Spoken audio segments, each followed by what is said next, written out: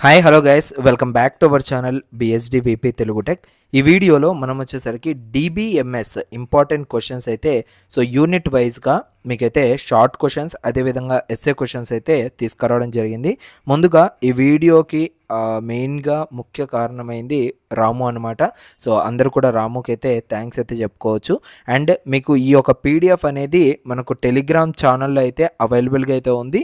ప్రతి ఒక్కరు కూడా డిబిఎంఎస్ కోసం ఎవరైతే వెయిట్ చేస్తూ ఉన్నారో వాళ్ళందరూ కూడా 28 పేజెస్ యొక్క పీడిఎఫ్ లింక్ అనేది నేను కింద డిస్క్రిప్షన్లో ప్రొవైడ్ చేస్తాను.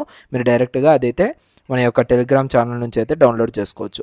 ఇందులో షార్ట్ క్వశ్చన్స్ మనకి ఏమేమి వస్తాయి యూనిట్ 1 నుంచి, like define database management system, and ఆ తర్వాత సెకండ్ వన్ వచ్చేసరికి list the advantages of DBMS అని ఇచ్చారు. అవునా? ఇక్కడ ఒక స్మాల్ మీకు చూపించినట్లయితే ఇక డైరెక్ట్ పాయింట్ అయితే వచ్చేసింది. Like first point reducing data, ఆ విధంగా వచ్చింది కదా. మీరు ఎప్పుడైతే అడ్వాంటేజెస్ రాస్తారో వాళ్ళు క్వశ్చన్లో మనకు list the advantages of DBMS అన్నప్పుడు మనం కూడా కింద ఆన్సర్ రాసేటప్పుడు the advantages of DBMS is అనేసి మెన్షన్ చేసి దాని తర్వాత పేరా నుంచి మనం ఏంటంటే 1 2 3 4 అలా ఎన్ని అడ్వాంటేజెస్ ఉంటే అన్ని అడ్వాంటేజెస్ మీరైతే మెన్షన్ చేయండి. అది చూడడానికి చాలా అట్రాక్టివ్గా ఉంటుంది. ఓకేనా? అండ్ కరెక్షన్ చేసే వాళ్ళకు కూడా ఒక సాటిస్ఫాక్షన్ అనేది ఉండడం జరుగుతుంది. ఓకేనా? అండ్ అదేవిధంగా ఇక్కడ define data base management system అనేసి ఇచ్చారు కదా.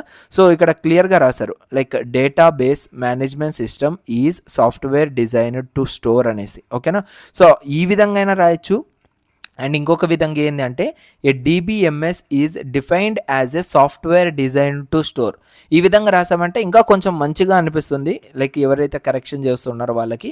డెఫినేషన్స్ ఎప్పుడు కూడా మీరు ఇదే విధంగా రాయండి. లైక్ ఏదైనా వాళ్ళు మెన్షన్ చేస్తుంటారు, for example define short answer అనేసి మెన్షన్ చేశారంటే the short answer is defined as ఏ అనేసి మెన్షన్ చేస్తే కొంచెం బాగుంటుంది. అండ్ మనకు కొంచెం ఆన్సర్ అనేది కూడా కొంచెం లెంతీగా రావడానికి కూడా మనకు స్కోప్ అయితే ఉంటుంది.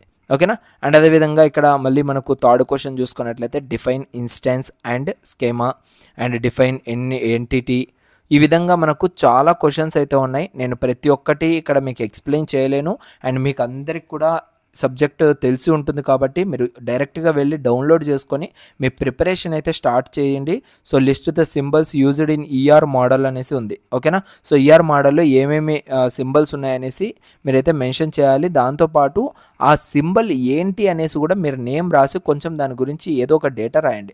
జస్ట్ సింబల్సే కదా అడిగింది అనేసి మీరు జస్ట్ సింబల్స్ వేసేసారంటే మళ్ళీ మీకు 3 మార్క్స్ క్వశ్చన్ కాస్త 1 or 1.5 మార్క్ అయితే పడేదానికి అవకాశం అయితే ఉంది. ఓకేనా? ఈ విధంగా మీకు షార్ట్ ఆన్సర్స్ అయితే ఉన్నాయి. అండ్ దాంతోపాటు ఎస్ఏ క్వశ్చన్స్ కూడా ఇక్కడ అయితే ప్రెజెంట్ చేయడం జరిగింది. Explain data abstraction and independence and data models. ఈ విధంగా మీరైతే మీ యొక్క ఎస్ఏ క్వశ్చన్స్ అనేవి కూడా చెక్ చేసుకోండి.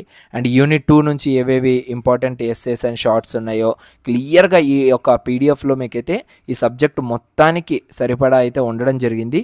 ప్రతి ఒక్కరు కూడా మీరైతే ఫోకస్ చేసి చదువుకున్నట్లయితే ఈజీగా సబ్జెక్ట్ అయితే పాస్ అయిపోయేదానికి అవకాశం అయితే ఉంది. ఓకేనా? హోప్ మీ అందరికి కూడా చాలా అంటే చాలా యూస్ఫుల్ అవుతుంది ఈ వీడియో. వెంటనే మీరు వాట్సాప్ అదేవిధంగా టెలిగ్రామ్ ఛానల్లో జాయిన్ అయిపోయి మీరైతే మొత్తం కూడా డౌన్లోడ్ అయితే చేసుకోవచ్చు. ఇన్ కేస్ కొంతమంది కనపడలేదు అనేసి అడుగుతూ ఉన్నారు. అలా ఏమైనా కనపడడం లేదు మీకు ఆ పీడిఎఫ్స్ అంటే నాకు చెప్పండి. టెలిగ్రామ్ ఛానల్ ఆర్ఎల్స్ వాట్సాప్ గ్రూప్లో జస్ట్ మీరు అక్కడే గ్రూప్స్లోనే మీరు మెన్షన్ చేసినా కూడా నేను దాన్ని మళ్ళీ మీకు రీసెండ్ చేయడానికి అయితే ట్రై చేస్తాను. ఓకేనా? Don't worry about it. Thank you so much guys and love you all to all.